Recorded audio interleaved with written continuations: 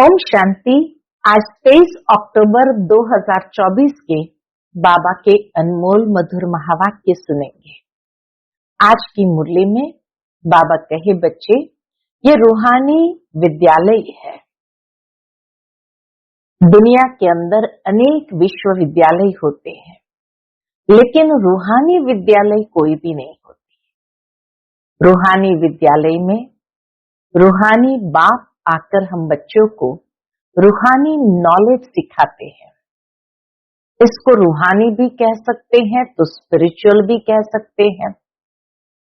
इस रूहानी नॉलेज से क्या होता है? तो बाबा कहे, एक देवी देवता धर्म की स्थापना होती है, अर्थात इन लक्ष्मी नारायण के राज्य की स्थापना होती है। तो उनको भी यही कहेंगे कि इस रूहानी नॉलेज से रूहानी दुनिया की स्थापना होती है, क्योंकि वहां कोई विकार नहीं, कोई देह अभिमान के वश नहीं। इसलिए उसको कहेंगे रूहानी दुनिया। फिर बाबा कहे कि बच्चे, तुम्हें इस यात्रा के अंदर बुद्धि को पवित्र शुद्ध बनाना है, अर्थात अपने को आत्मा समझना है, शरीर नहीं। शरीर समझने से ही उल्टा लटके हैं और अपने आप को भी बेइज्जत किया है। बाबा आकर के हम बच्चों को आत्माभिमानी बना करके कितना इज्जत वाला बनाते हैं, लेकिन जब मनुष्य कोई भी विकारों के वश हो जाते हैं तो वो स्वयं ही स्वयं को बेइज्जत कर देता है। तो हमें अपने आप को इज्जत स्वयं ही स्वयं को देनी है। सुनते हैं आज के बाबा के अनमोल मधुर महावाक्य। ओम शांति। मीठे बच्चे, तुम्हारी यात्रा बुद्धि की है, इसे ही रूहानी यात्रा कहा जाता है। तुम अपने को आत्मा समझते हो, शरीर नहीं। शरीर समझना अर्थात उल्टा लटकना है। आज की मुरली से प्रश्न है, माया के पंप में मनुष्य को कौन सी इज्जत मिलती है? उत्तर, आसुरी इज्जत।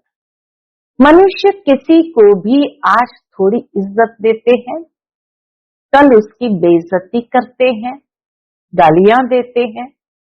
माया ने सबकी बेइज्जती की है। कैसे? पतित बना दिया है। बाप आए हैं तुम्हें दैवी इज्जत वाला बनाने। ओम शांति। रूहानी बाप रूहों से पूछते हैं, कहाँ बैठे हो? तुम कहेंगे, विश्व की रूहानी यूनिवर्सिटी में। कहाँ बैठे हैं? विश्व की रूहानी यूनिवर्सिटी में। रूहानी अक्षर तो वो लोग जानते नहीं। विश्वविद्यालय तो दुनिया में अनेक है। यह है सारे विश्व में एक ही रूहानी विद्यालय, एक ही पढ़ाने वाला है। क्या पढ़ाते हैं? रूहानी नॉलेज। तो यह है स्पिरिचुअल विद्यालय, अर्थात रूहानी पाठशाला। स्पिरिचुअल अर्थात रूहानी नॉलेज पढ़ाने वाला कौन है? यह भी तुम बच्चे ही अभी जानते हो। रूहानी बाप ही रूहानी नॉलेज पढ़ाते हैं, इसलिए उनको टीचर भी कहते हैं।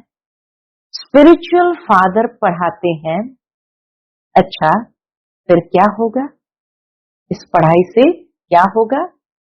तुम बच्चे जानते हो, इस रूहानी नॉलेज से हम अपना आदि सनातन देवी देवता धर्म स्थापन करते हैं। इस रूहानी नॉलेज से देवता धर्म स्थापन करते हैं। एक धर्म की स्थापना, बाकी जो इतने सब धर्म है उनका विनाश हो जाएगा। ये स्पिरिचुअल नॉलेज का सब धर्मों से क्या ताल्लुक है, यह भी तुम अभी जानते हो। एक धर्म की स्थापना इस रूहानी नॉलेज से होती है। यह लक्ष्मी नारायण विश्व के मालिक थे ना, उनको कहेंगे रूहानी दुनिया। लक्ष्मी नारायण की दुनिया को कहेंगे रूहानी दुनिया, स्पिरिचुअल वर्ल्ड। इस स्पिरिचुअल नॉलेज से तुम राजयोग सीखते हो, राजाई स्थापन होती है। अच्छा, फिर और धर्म से क्या ताल्लुक है? और सभी धर्म विनाश को पाएंगे, क्योंकि तुम पावन बनते हो तो तुमको नई दुनिया चाहिए। इतने सब अनेक धर्म खत्म हो जाते हैं, एक धर्म रहेगा। इसको कहा जाता है विश्व में शांति का राज्य। अभी है पतित अशांति का राज्य, फिर होगा पावन शांति का राज्य। अभी तो अनेक धर्म है, कितनी अशांति है, सब पतित ही पतित है। रावण का राज्य है ना। अब बच्चे जानते हैं 5 विकारों को जरूर छोड़ना है, यह साथ में नहीं ले जाने हैं। 5 विकार साथ में नहीं ले जाने हैं। आत्मा अच्छे व बुरे संस्कार ले जाती है ना। अब बाप तुम बच्चों को पवित्र बनने की बात बताते हैं। उस पावन दुनिया में कोई भी दुख नहीं होता। यह स्पिरिचुअल नॉलेज पढ़ाने वाला कौन है? स्पिरिचुअल फादर, सभी आत्माओं का बाप। स्पिरिचुअल फादर माना सभी आत्माओं का बाप। स्पिरिचुअल फादर क्या पढ़ाएंगे? Spiritual knowledge. इसमें कोई भी किताब आदि की दरकार नहीं, सिर्फ अपने को आत्मा समझ बाप को याद करना है, पावन बनना है। बाप को याद करते करते अंत मते सुगति हो जाएगी। यह है याद की यात्रा। यात्रा अक्षर अच्छा है, वह है जिस्मानी यात्राएं, यह है रूहानी। उसमें तो पैदल जाना पड़ता है, हाथ पांव चलाते हैं, इसमें कुछ नहीं। बुद्धि से ये यात्रा करते हैं, सिर्फ याद करना है। भल कहां भी घूमो फिरो, उठो बैठो, अपने को आत्मा समझ बाप को याद करो। डिफिकल्ट बात नहीं है, सिर्फ याद करना है। यह तो रियलिटी है ना, ये तो वास्तविकता है ना। आगे तुम उल्टे चल रहे थे, बाबा के आगे तुम एकदम उल्टे चल रहे थे। कैसे? अपने को आत्मा के बदले शरीर समझना, इसको कहा जाता है उल्टा लटकना। अपने को आत्मा समझना, यह है सुल्टा। अल्लाह जब आते हैं तब आकर पावन बनाते हैं। अल्लाह की पावन दुनिया है, रावण की पतित दुनिया है। दे अभिमान में सभी उल्टे हो गए हैं। अब एक ही बार देही अभिमानी बनना है। तो तुम अल्लाह के बच्चे हो, अल्लाह हूं नहीं कहेंगे। कहते हैं ना अल्लाह हूं अल्लाह हूं, तो बाबा कहे अल्लाह हूं नहीं कहेंगे। उंगली से हमेशा ऊपर के तरफ इशारा करते हैं तो सिद्ध होता है वह अल्लाह है। ऊपर इशारा करते हैं अर्थात अल्लाह वह है। तो यहाँ जरूर दूसरी चीज है, हम उस अल्लाह बाप का बच्चा हूं, हम भाई भाई है। अल्लाह हूं कहने से फिर उल्टा हो जाएगा, हम अल्लाह थोड़ी है। तो अल्लाह हूं कहने से फिर उल्टा हो जाएगा कि हम सब बाप हैं, परंतु नहीं, बाप एक है। उनको याद करना है। अल्लाह एवर प्योर है। अल्लाह खुद बैठ पढ़ाते हैं। थोड़ी सी बात में मनुष्य कितना मूंझते हैं। शिव जयंती भी मनाते हैं ना। श्री कृष्ण है स्वर्ग का पहला राजकुमार। ये बेहद का बाप इनको राज्य भाग्य देते हैं। श्री कृष्ण को राज्य भाग्य देते हैं। कौन? बेहद का बाप। बाप जो नई दुनिया स्वर्ग स्थापन करते हैं, उसमें से कृष्ण नंबर 1 प्रिंस है। बाप बच्चों को पावन बनने की युक्ति बैठ बताते हैं। बच्चे जानते हैं स्वर्ग, जिसको वैकुंठ विष्णुपुरी कहते हैं, वो पास्ट हो गया है, फिर फ्यूचर होगा। चक्र फिरता रहता है ना। यह ज्ञान अभी तुम बच्चों को मिलता है, ये धारण कर और फिर कराना है। हरेक को टीचर बनना है। ऐसे भी नहीं कि टीचर बनने से लक्ष्मी नारायण बनेंगे, नहीं। बाबा कहे तो ये नहीं कि टीचर बनने से लक्ष्मी नारायण बन जाएंगे। टीचर बनने से तुम प्रजा बनाएंगे। जितना बहुतों का कल्याण करेंगे उतना ऊंच पद पाएंगे। स्मृति रहेगी। बाप कहते हैं ट्रेन में आते हो तो भी बैच पर समझाओ। बाप पतित पावन लिबरेटर है, पावन बनाने वाला है। बहुतों को याद करना पड़ता है। जानवर, हाथी, घोड़े आदि कच्छ मच्छ को भी अवतार कह देते हैं। उनको भी पूछते रहते हैं। समझते हैं भगवान सर्वव्यापी अर्थात सब में है, सबको खिलाओ। अच्छा, कण कण में भगवान कहते हैं, फिर उनको कैसे खिलाएंगे? कण कण को कैसे खिलाएंगे? बिल्कुल ही समझ से जैसे बाहर है। लक्ष्मी नारायण आदि देवी देवताएं थोड़ी ये काम करेंगे। चींटियों को अन्न देंगे, फलाने को देंगे। मनुष्य हर एक को भगवान समझते हुए देते हैं। तो बाप समझाते हैं, तुम हो रिलीजियो पॉलिटिकल, तुम जानते हो हम धर्म स्थापन कर रहे हैं। राज्य स्थापन करने के लिए मिलिट्री रहती है, परंतु तुम हो गुप्त। तुम्हारी है स्पिरिचुअल यूनिवर्सिटी। सारी दुनिया के जो भी मनुष्य मात्र है, सब इन धर्मों से निकल अपने घर जाएंगे। आत्माएं चली जाएगी। वह है आत्माओं के रहने का घर। अभी तुम संगम युग पर पढ़ रहे हो, फिर सतयुग में आकर राज्य करेंगे और कोई धर्म नहीं होगा।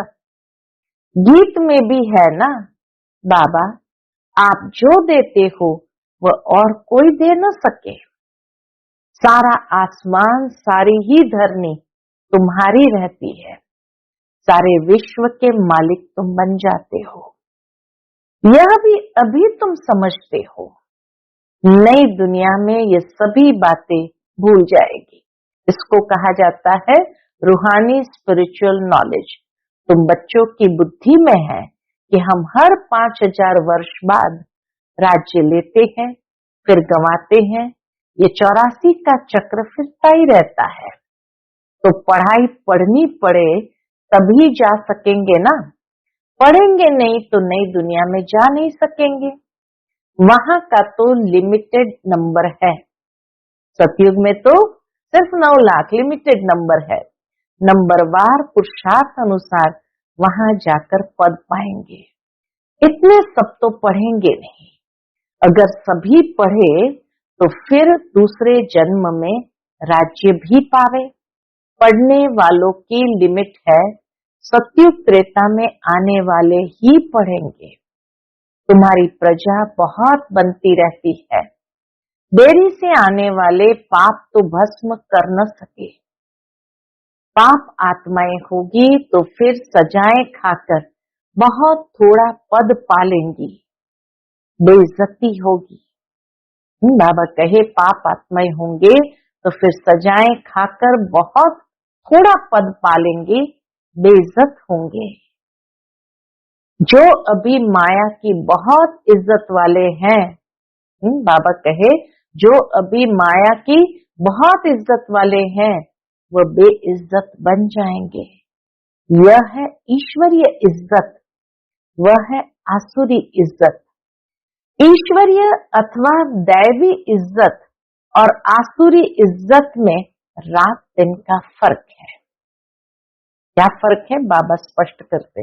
हम आसुरी इज्जत वाले थे, अब फिर दैवी इज्जत वाले बनते हैं। आसुरी इज्जत से बिल्कुल बेघर बन जाते हैं। यह है कांटों की दुनिया, तो बेइज्जती हुई ना। फिर कितनी इज्जत वाले बनते हो। यथा राजा रानी तथा प्रजा, बेहद का बाप तुम्हारी इज्जत बहुत उच्च बनाते हैं, तो इतना पुरुषार्थ भी करना है। सब कहते हैं हम अपनी इज्जत ऐसी बनावे, अर्थात नर से नारायण, नारी से लक्ष्मी बन जावे। इनसे उच्च इज्जत कोई की है नहीं। कथा भी नर से नारायण बनने की ही सुनते हैं। अमर कथा तीजरी की कथा ये एक ही है। ये कथा अभी ही तुम सुनते हो। तुम बच्चे विश्व के मालिक थे, फिर 84 जन्म लेते नीचे उतरते आए हो। फिर पहला नंबर का जन्म होगा। पहले नंबर जन्म में तुम बहुत ऊंच पद पाते हो। पहले नंबर जन्म में बहुत उच्च पद पाते हैं। राम इज्जत वाला बनाते, रावण बेइज्जतवान बना देते हैं। इस नॉलेज से ही तुम मुक्ति, जीवन मुक्ति को पाते हो। आधा कल्प रावण का नाम भी नहीं रहता है। ये बातें अभी तुम बच्चों की बुद्धि में आती है। सो भी नंबरवार, कल्प कल्प ऐसे ही तुम नंबरवार पुरुषार्थ अनुसार समझदार बनते हो। माया गफलत कराती है। बेहद के बाप को याद करना ही भूल जाते हैं। गफलत ऐसे कराती जो याद करना ही भूल जाते हैं। भगवान पढ़ाते हैं, वो हमारा टीचर बना है, फिर भी एब्सेंट रहते हैं। ऐसी गफलत कराती है। फिर भी एब्सेंट रहते हैं, पढ़ते नहीं हैं, दर दर धक्के खाने की आदत पड़ी हुई है। पढ़ाई पर जिनका ध्यान नहीं रहता है, तो उनको फिर नौकरी में लगा देना होता है। धोबी आदि का काम करते हैं, उसमें पढ़ाई की क्या दरकार है। व्यापार में मनुष्य मल्टी मिलियनर बन जाते हैं, अर्थात धनवान बन जाते हैं। नौकरी में इतना नहीं बनेंगे, उसमें तो फिक्स पगार मिलेगी। अब तुम्हारी पढ़ाई है विश्व की बादशाही के लिए। यहाँ कहते हैं ना हम भारतवासी है, पीछे फिर तुम कहेंगे विश्व के मालिक है।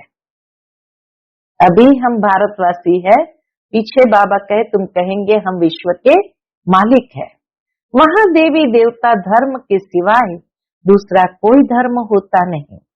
बाप तुमको विश्व का मालिक बनाते हैं, तो उनकी मत पर चलना चाहिए। कोई भी विकार का भूत नहीं होना चाहिए। ये भूत बहुत खराब है। कामी की हेल्थ बिगड़ती रहती है, ताकत कम हो जाती है। इस काम विकार ने तुम्हारी ताकत बिल्कुल खत्म कर दी है। नतीजा यह हुआ, क्या हुआ? आयु कम होती गई, भोगी बन पड़े हैं। कामी, भोगी, रोगी सब बन जाते हैं। इज्जत भी गई। बाबा कहे काम विकार के कारण आयु भी खत्म हो गई और भोगी भी बन गए, रोगी भी बन गए। वहां विकार होता नहीं, तो योगी होते हैं, सदैव तंदुरुस्त, और आयु भी 150 वर्ष होती है। वहां काल खाता नहीं है। इस पर एक कथा भी बताते हैं। कोई से पूछा गया पहले सुख चाहिए या पहले दुख चाहिए, तो उनको कोई ने इशारा दिया, बोला पहले सुख चाहिए, क्योंकि सुख में चले जाएंगे तो वहां कोई काल आएगा नहीं, अंदर घुस न सके। एक कथा बना दी है। बाप समझाते हैं तुम सुख धाम में रहते हो तो वहां कोई काल होता नहीं। रावण राज्य ही नहीं। फिर जब विकारी बनते हैं तो काल आता है। कथाएं कितनी बना दी है। काल ले गया, फिर यह हुआ। न काल देखने में आता है, न आत्मा दिखाई पड़ती है। इनको कहा जाता है दंत कथाएं। कल रस की बहुत कहानियां हैं। अब बाप समझाते हैं वहां अकाले मृत्यु कभी होता नहीं है। आयु बड़ी होती है और पवित्र रहते हैं। 16 कला फिर कला कम होते होते एकदम 9 कला हो जाते हैं। मैं निर्गुण हारे में कोई गुण नाही। एक निर्गुण संस्था भी बच्चों की है। कहते हैं हमारे में कोई गुण नहीं, हमको गुणवान बनाओ, सर्वगुण संपन्न बनाओ। अब बाप कहते पवित्र बनना है, मरना भी है सबको। इतने ढेर मनुष्य सतयुग में नहीं होते, अभी तो कितने ढेर है। वहां बच्चे भी योग बल से होता है। यहाँ तो देखो कितने बच्चे पैदा करते रहते हैं। बाप फिर भी कहते हैं, क्या कहते हैं? बाप को याद करो। वह बाप ही पढ़ाते हैं। टीचर पढ़ाने वाला याद पड़ता है ना। तुम जानते हो शिव बाबा हमको पढ़ा रहे हैं, क्या पढ़ाते हैं वह भी तुमको मालूम है। तो बाप अथवा टीचर से योग लगाना है। नॉलेज बहुत ऊंची है। अभी तुम सबकी स्टूडेंट लाइफ है। ऐसी यूनिवर्सिटी कभी देखी? पूछते बाबा। जहां बच्चे बूढ़े जवान सब इकट्ठे पढ़ते हो, ऐसी यूनिवर्सिटी कभी देखी?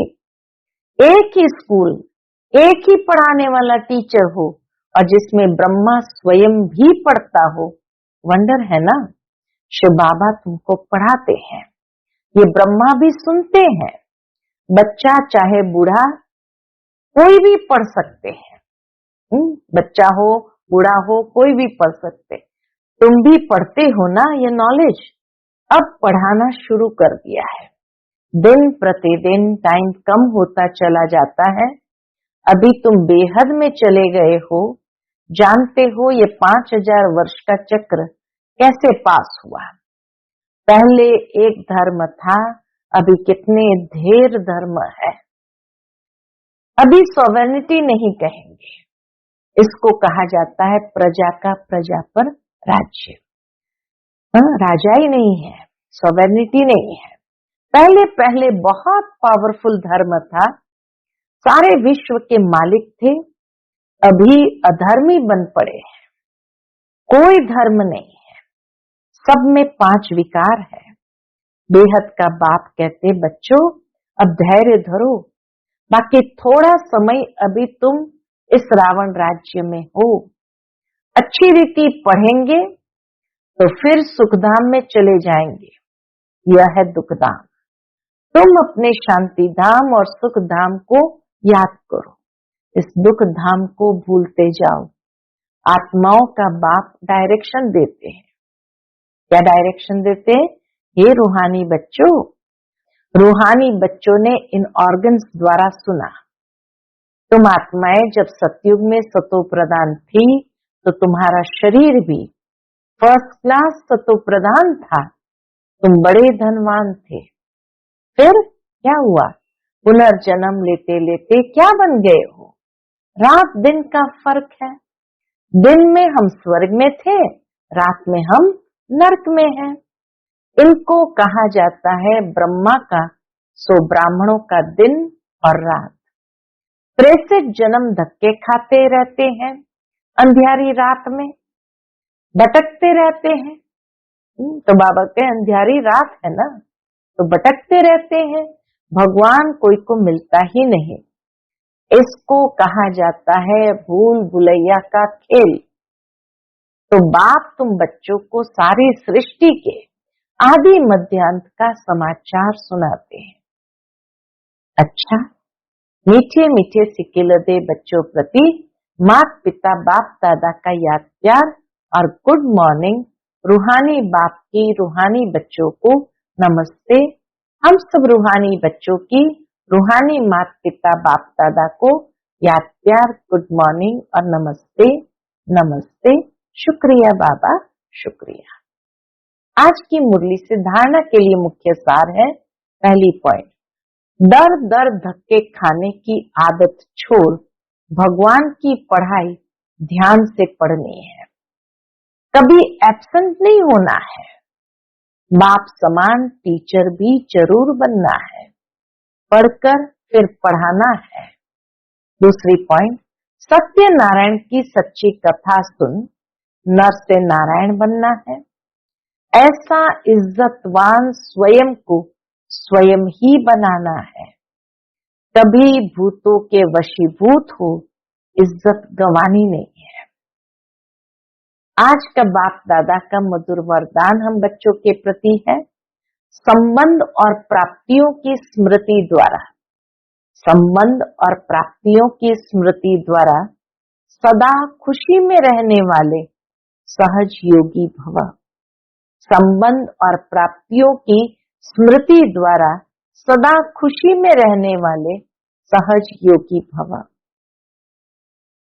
सहज योग का आधार है संबंध और प्राप्ति।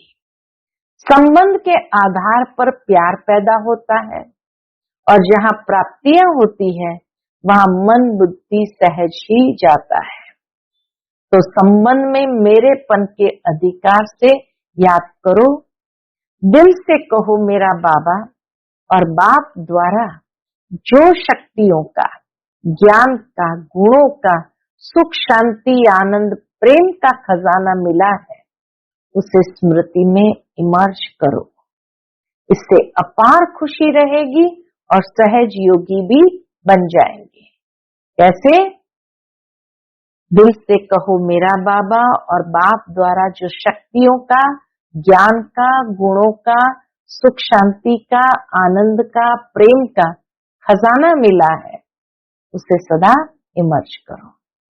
आज का स्लोगन है, देहभान से मुक्त बनो तो दूसरे सब बंधन स्वतः खत्म हो जाएंगे। बाबा कहे, देहभान से मुक्त बनो तो दूसरे सब बंधन स्वतः खत्म हो जाएंगे। अच्छा, ओम शांति।